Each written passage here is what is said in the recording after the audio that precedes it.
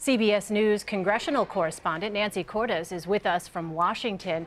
And Nancy, how are social media sites and tech companies reacting to this renewed encryption debate?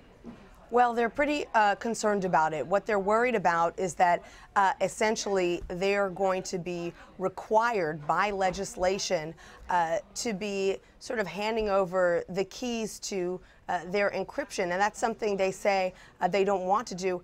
And in some cases, they can't do because they aren't able themselves to unencrypt some of this data in certain cases. And they say that's for their customers' protection. They say if anybody was able to crack this code, then not only would it help law enforcement, but it would help the hackers. It would help the terrorists in some cases. And even the FBI director, James Comey, acknowledged that this is a very thorny issue. He said, look, I've got information online that I'm glad is encrypted. You know, my background checks to come to the FBI to work in the federal government. I don't want people having that information under any circumstances. So we're really in this new territory that is very, very difficult for lawmakers and law enforcement to figure out. How do you make sure that people's private information is safe, but also how do you get to terrorist communications, especially when you're trying to foil a plot in real time? Yeah. And this really isn't a brand new conversation. It pops up every once in a while. I'm wondering if the recent terror attacks, like the one in San Bernardino and Paris, but also, you know, Garland, Texas, where the individuals there emailed back and forth with people who were, you know, suspect. I'm wondering if that has fueled a sense of urgency at all in Washington among lawmakers to come up with a timeline to pass some sort of legislation.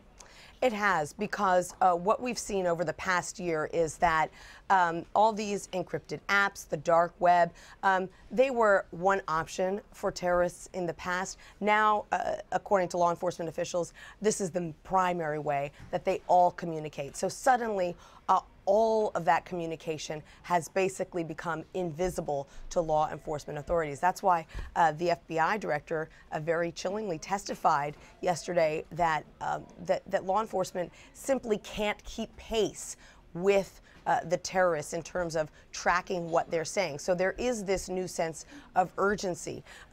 The problem is that we now get back into a debate that Congress had only a few months ago about the conflict between security and privacy. You remember after Edward Snowden revealed some of the NSA's tools, we had this very, very heated debate in Congress and around the country about the proper balance between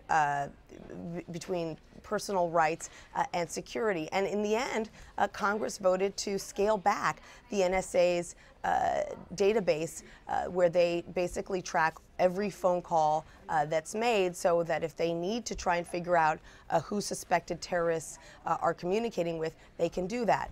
Congress decided that that was too invasive. And so now we're right back in that same conversation, except in this case, we're talking about not just encrypted data, but also about things that would-be terrorists post on social media, because that's another piece of legislation that was introduced just this week that says to sites like Facebook and Twitter, hey, if you spot somebody communicating something that you think is suspicious, you would need to let us know. And the you know, the tech companies say that's just impossible. We have thousands of communications on our sites every single day. You can't turn us into the police where we're responsible for rooting out what's suspicious and what isn't. It's a debate that will no doubt continue. Nancy Cordes for us in Washington. Nancy, thank you. Thanks for having me.